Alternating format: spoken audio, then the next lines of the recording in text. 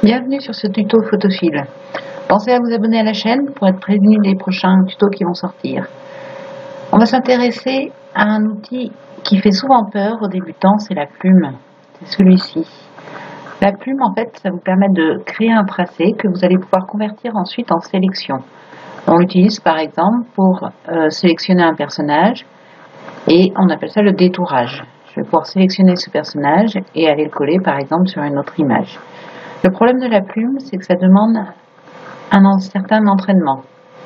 Quand vous voulez vous entraîner à la plume, plutôt que de le faire sur une photo ou sur un détourage réel, on le fera nous dans un autre tuto par exemple pour détourer cette fleur, la rose rouge, on peut la détourer avec la plume. Vous voyez que sur une image comme ça, c'est quasi infaisable avec la baguette magique puisque j'ai des couleurs très variées et là je vais passer beaucoup de temps avec la baguette magique pour un détourage qui ne sera pas très précis et pas très joli au final, alors qu'avec la plume je vais pouvoir isoler ma fleur du fond. Mais pour apprendre la plume, le plus simple c'est de partir sur des formes géométriques. Donc là j'ai pris par exemple des cartes à jouer. Si je prends le premier cas, donc le losange, pas de problème, c'est facile. Je veux prendre l'outil plume et là je ne fais que des points, c'est-à-dire que je clique, un point, je clique, je clique.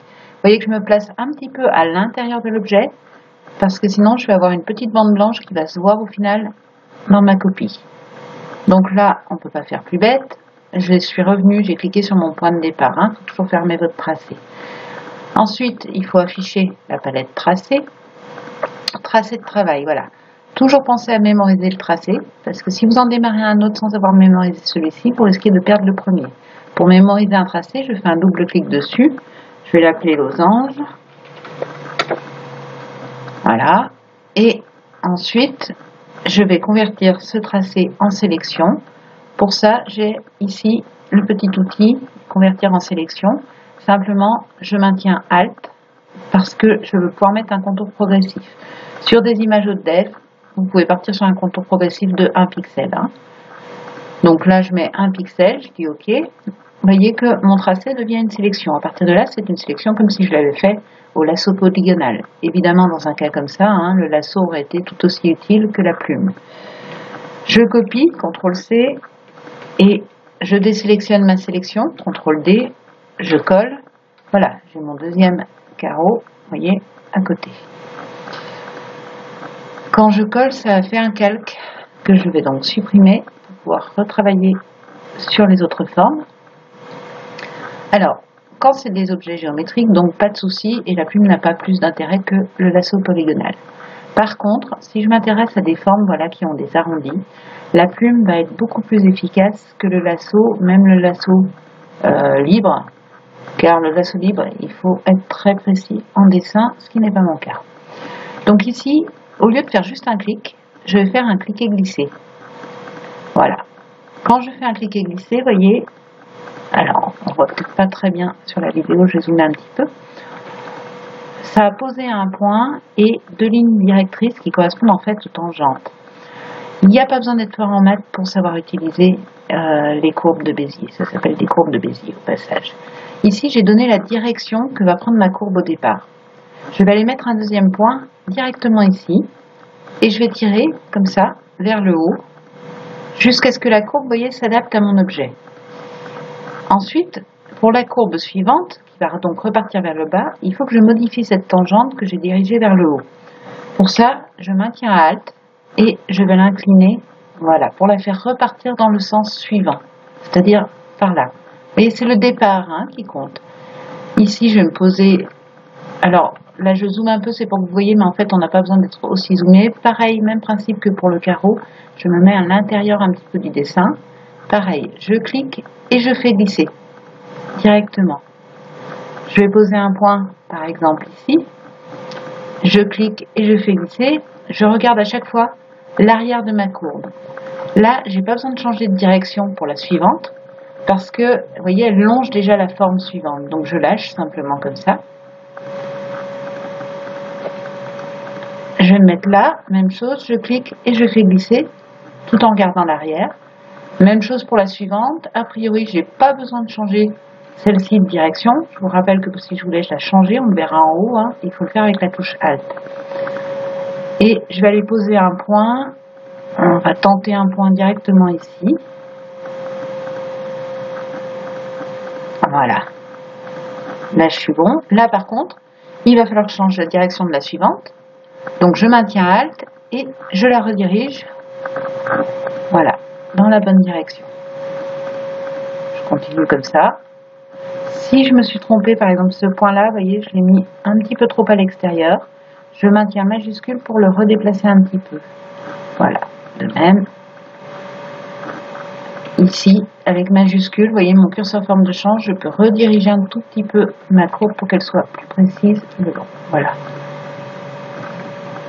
Donc ici, par exemple, je mets mon point. Pareil, je regarde l'arrière. La suivante, j'ai pas besoin de changer de direction. Je continue.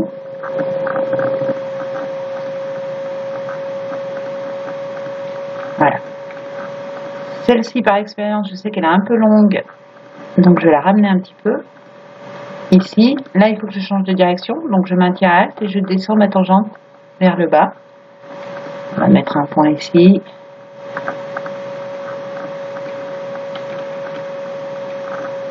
Voilà, ici, et là, soit je supprime carrément la tangente, soit je la redirige directement vers le bas pour aller m'appuyer. Avec la touche majuscule, je peux, pardon, je me suis trompée, redisposer, baisser un petit peu ce point. Même principe, je double-clique sur le tracé de travail, je le convertis en sélection en maintenant Alt et en faisant un clic sur convertir en sélection. Je copie et je désélectionne avec CTRL D et je colle. Voilà. Vous voyez, on a une forme qui est bien dessinée et qui a respecté les arrondis de l'original.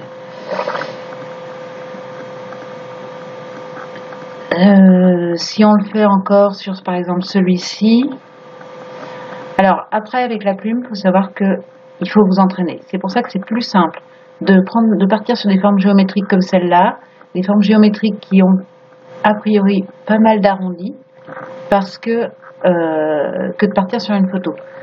Parce que là, vous avez des belles courbes et qu'une fois que vous savez positionner correctement vos points, ça dépend beaucoup de l'expérience que de savoir diriger la tangente à la fois dans la bonne direction, c'est-à-dire là le long de ma ligne, mais aussi avec la bonne longueur. Parce que si je la fais trop longue, par exemple si je tire ma tangente jusqu'ici, ce qui va se passer, c'est que ma courbe, elle va, voilà, je ne vais pas arriver, vous voyez, à la raccorder complètement au dessin. Donc ça, il n'y a que en vous entraînant que vous pouvez arriver à faire un détourage propre et à avoir l'habitude de positionner tout de suite vos points et vos tangentes aux bons endroits. Là, techniquement, en réalité, je pourrais même me contenter d'un point, enfin de points qui soient bien symétriques, un ici, un ici, par exemple. Voilà.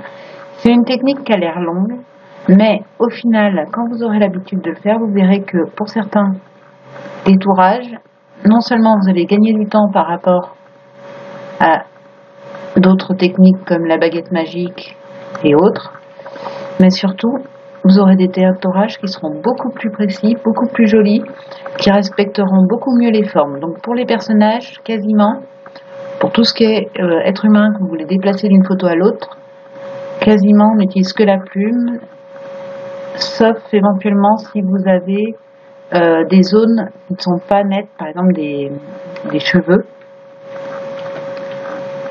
Si vous avez des cheveux, il faudra peut-être associer la plume avec un autre outil qu'on verra plus tard, qui est le masque de fusion. Parce que la plume va être bien adaptée pour des zones nettes, mais pas forcément adaptée pour des zones qui sont floues.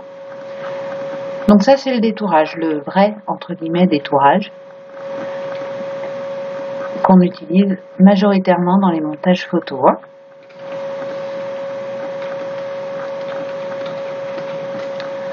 Donc encore une fois, là c'est vrai que sur ce tuto, c'est vraiment pour vous donner en quelque sorte la manière de s'entraîner à la plume, ou du moins une suggestion pour que vous puissiez commencer à utiliser la plume en partant avec des bonnes bases. On verra évidemment ensuite l'utilisation sur une photo. Vous voyez là, par exemple, mon étoile, j'ai pas tout à fait nickel, puisque j'ai un petit bord blanc, j'ai dû passer un peu à l'extérieur. Donc on verra ensuite l'utilisation qu'on en fait pour isoler des objets, mais pour l'entraînement, le mieux c'est ce type de forme. À bientôt pour les prochains tutos. Pensez à vous abonner à la chaîne YouTube pour être prévenu, et puis passez une bonne fin de week-end.